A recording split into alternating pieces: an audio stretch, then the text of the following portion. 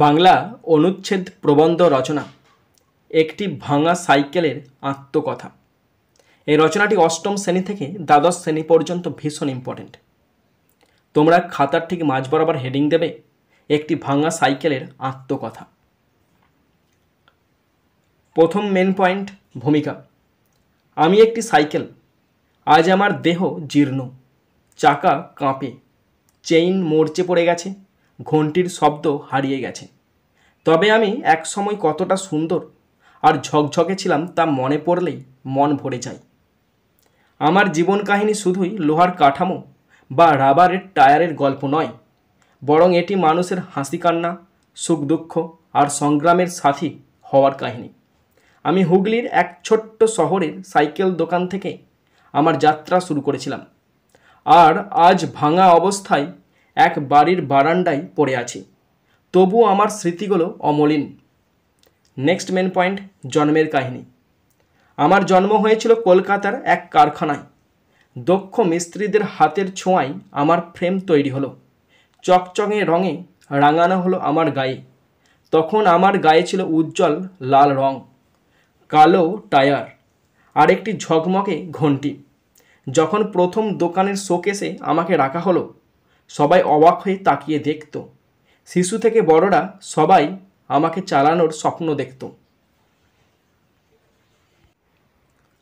Next point, প্রথম মালিকের হাতে পৌঁছানো। একদিন দোকানে এলেন এক মধ্যবিত্ত পরিবারের বাবা। তার ছেলেটি ক্লাস 7-এ পড়ে। পড়াশোনায় ভালো, কিন্তু স্কুলে যাতায়াতে কষ্ট হয়। বাবা অনেক কষ্টে টাকা জমিয়ে আমাকে কিনে নিলেন। আমার নতুন মালিকের নাম ছিল চন্দন। যখন সে প্রথম আমাকে চালিয়ে বাড়ি ফিরল, তার মুখের হাসি আর চোখের আনন্দ দেখে আমার লোহার বুক কেঁপে উঠেছিল। নেক্সট পয়েন্ট, প্রথম দিনের অভিজ্ঞতা। প্রথম দিন চন্দন আমাকে নিয়ে গেল স্কুলে। পথে পাড়ার বন্ধুরা আমাকে ঘিরে দাঁড়ালো, কেউ ঘন্টি বাজালো, কেউ সিটে বসলো। চন্দন গর্বিতভাবে বলল, এটা আমার নতুন সাইকেল। সেদিন থেকে আমি তার সঙ্গী হয়ে গেলাম। সকালে স্কুল, বিকেলে টিউশন, ছুটির দিনে বন্ধুদের সঙ্গে মাঠে ঘোরা, সব জায়গায় আমি ছিলাম তার পাশে। গ্রামীণ পথের সাথী। চন্দনের গ্রাম ছিল নদীর ধারে।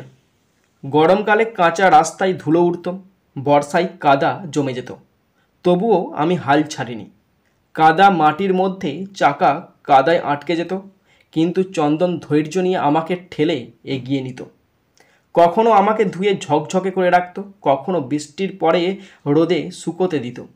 সেই দিনগুলোই আমি বুঝেছিলাম একটি সাইকেল শুধু বাহন নয়, মানুষের জীবনের অংশ।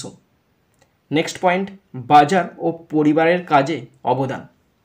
শুধু স্কুলেই নয়, আমি বাড়ির কাজেও সমান উপকারী ছিলাম। চন্দনের মা আমাকে ব্যবহার করতেন বাজার থেকে সবজি বা চাল ডাল আনতে। তার বাবা আমাকে নিয়ে যেতেন নিকটবর্তী শহরে প্রয়োজনীয় জিনিস কিনতে। আমি যেন পরিবারের এক সদস্যের মতো হয়ে গেছিলাম। নেক্সট পয়েন্ট, আনন্দের মুহূর্ত। আমার সবচেয়ে আনন্দের সময় ছিল পিকনিকের দিনগুলো। চন্দন ও তার বন্ধুরা আমাকে সাজিয়ে নদীর ধারে বা আমবাগানে যেত। সেদিন আমার ঘন্টির শব্দে ভরে উঠত গ্রাম। আমি যেন পাখির মতো উড়ে বেড়াতাম গ্রামের পথে। নেক্সট পয়েন্ট, সময়ের সাথে পরিবর্তন। কিন্তু সময় সব কিছু বদলে দেয়। চন্দন বড় হলো, স্কুল শেষ করলো, কলেজে ভর্তি হলো। কলেজে যাওয়ার জন্য সে বাস ব্যবহার করতে শুরু করলো। আমি তখন বারান্দার এক কোণে দাঁড়িয়ে থাকতাম দিনের পর দিন। মাঝে মাঝে কেউ আমাকে চালাতো, কিন্তু আগের মতো যত্ন নিত না। নেক্সট পয়েন্ট, অবহেলার দিনগুলি। ধীরে ধীরে আমার রং উঠে গেল, টায়ারের বাতাস কমে এলো, চেইনে মরচে ধরল, ঘন্টির শব্দ ভোঁতা হয়ে গেল। কেউ আমার ত্রুটি মেরামত করার কথা ভাবল না। একসময় আমি পুরোপুরি নষ্ট হয়ে গেলাম। তবুও আমার স্বপ্ন ছিল আবার রাস্তায় ছুটে বেড়ানোর। নেক্সট পয়েন্ট, নতুন মালিকের আশা। একদিন পাড়ার এক দরিদ্র ছেলেটি আমাকে দেখে খুব খুশি হলো। সে বলল, এটা যদি মেরামত করা যায় আমি স্কুলে যেতে পারবো। আমার বুকের মধ্যে যেন নতুন করে প্রাণ জেগে উঠল। হয়তো আমি আবার তার স্বপ্নের সাথী হব, কিন্তু টাকা না থাকায় সে আমাকে নিতে পারলো না। নেক্সট পয়েন্ট, আজকের অবস্থা। আজ আমি এক বাড়ির বারান্দায় ধুলো মাখা ও ভাঙা অবস্থায় পড়ে আছি। মানুষ হয়তো ভাবে আমার উপযোগিতা শেষ, কিন্তু আমি জানি যদি আমাকে মেরামত করা হয় আমি আবার রাস্তায় ছুটতে পারবো, আবার কারো জীবনের সুখের সঙ্গী হতে পারবো। নেক্সট পয়েন্ট, জীবনের শিক্ষা। আমার জীবনের কাহিনী মানুষের জীবনের মতোই, যতদিন কাজের ততদিন যত্ন, তারপর অবহেলা। কিন্তু আমি বিশ্বাস করি যদি মানুষ পুরনো জিনিসকে নতুন করে ব্যবহার করতে শেখে তবে জীবন ও পরিবেশ দুটোই সুন্দর হবে।